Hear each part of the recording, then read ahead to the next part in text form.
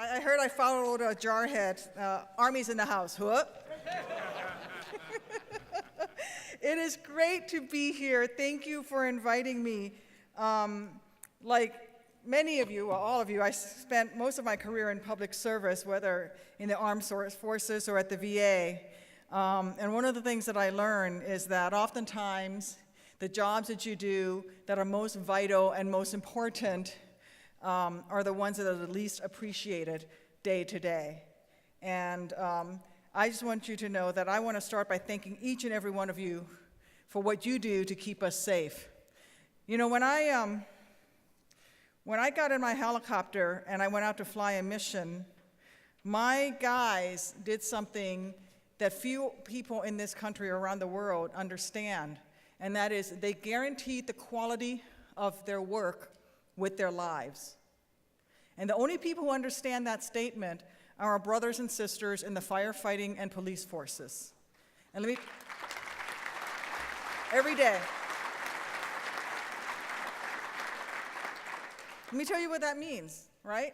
When my crew chief handed me the keys to my helicopter, he didn't just kick the tires and say, yeah, I think the transmission fluid is good, and we did the maintenance. No, he strapped his butt into the seat behind mine and flew into the mission and was in that aircraft. So if anything went wrong with that aircraft, he was in it. And you guys and the people that you represent do that every single day. You put your word on the line, and you put it, and you guarantee it, and you back it up with your lives, and not just your lives, but the effect of you not coming home on your entire family's lives as well. And that is something that cannot be put in a help wanted ad. I don't know the last time I saw Goldman Sachs or some other big corporation or financial services firm say, accountant needed, must be willing to guarantee quality of work with life. It never happened. Nobody would apply for that job. But you guys did, and you guys do it every single day.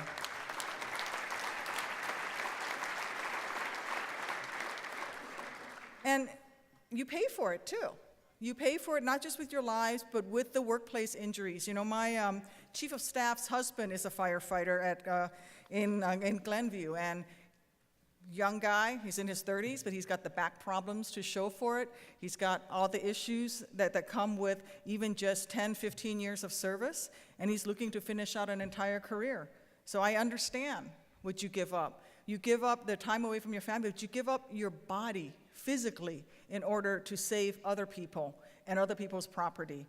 And that means that we as a nation, yeah, we say thank you, and we're out there for the parades and the shiny trucks when you go by for the parades, but where are we when it comes to fighting for your pensions, fighting for your benefits, making sure that you are covered, making sure that you have the equipment that you need? Well, let me tell you something. I will be there for you every single step of the way because I know what you do.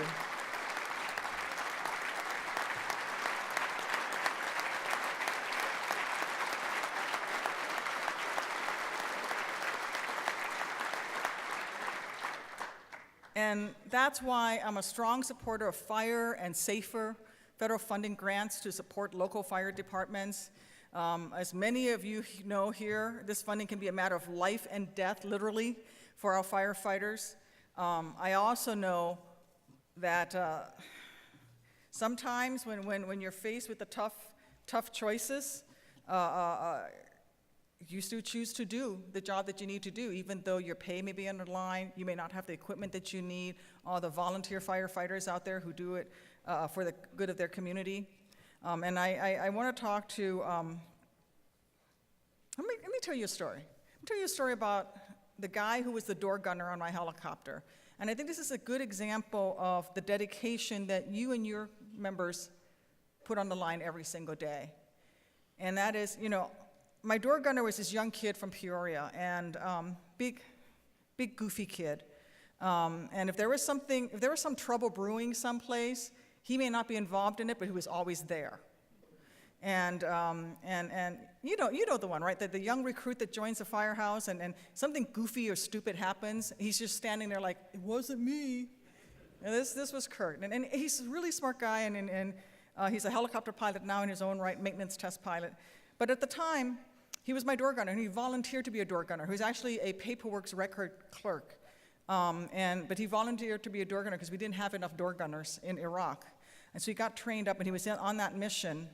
And when we got shot down, he got shot, but being Kirk, I got my crew chief, Sergeant Fierce, good name for a sergeant, right, Hua? Sergeant Fierce.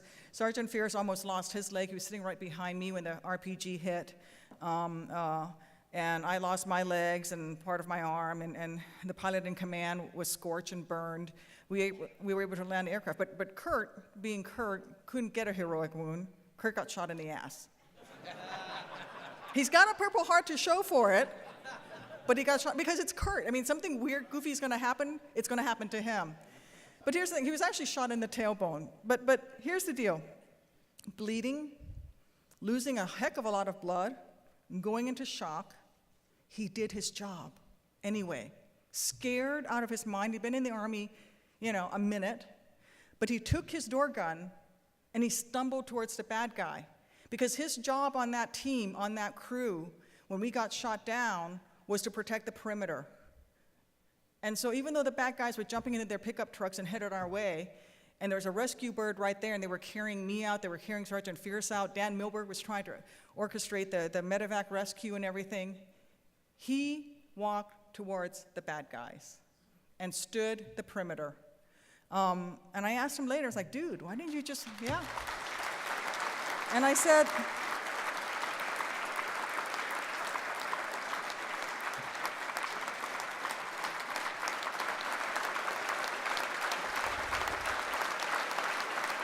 yeah.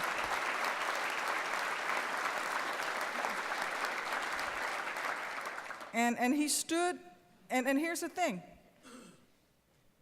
I asked him, why didn't you run for the rescue bird? Why didn't you take care of yourself first? And he said, well, I'm part of a team. And he said, and I knew that other people had stood the perimeter before me, and there would be future battlefields when other soldiers would stand other perimeters. But on this day, in that field, it was my job. And so I was going to do it, and they weren't going to get through me, not as long as I was there. And I think about him. I think about him because he did his job despite being scared, despite being hurt, despite everything, and he did his job, and he protected the team, and he protected us and bought us the time that we needed to get me rescued, because I was passed out by this point. And I think about you guys, and I know that there are days when you don't want to leave your family and show up, and I know that there are, well, I don't know, I've never been a firefighter, but I can only imagine the hell some of you have faced, and you choose to do your job, and you choose to step into, I was going to say the line of fire, but you know what I mean. You step into the breach, and you may have been scared, and you may have been hurt, but you did it anyway.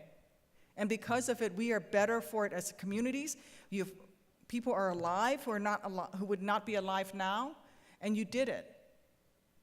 And that's worth something.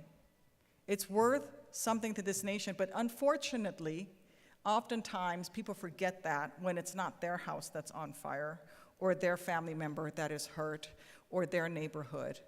And so, I just want you to know that it is really my great honor to get to be here in the Senate, to stand with you, and especially the people in this room, because you are the leaders. Many of you have been fighting for workers' rights. Many of you have been fighting for our unions, for labor. Many of you have been fighting longer than I have served in the Army, longer than I've served certainly in politics.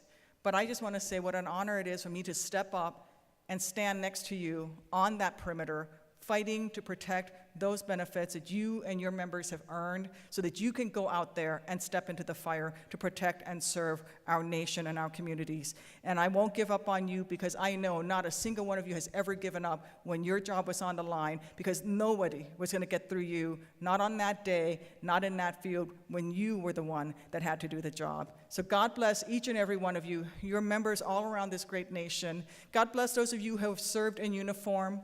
And please say a prayer for our troops who are in harm's way right now. And always, God bless the United States of America.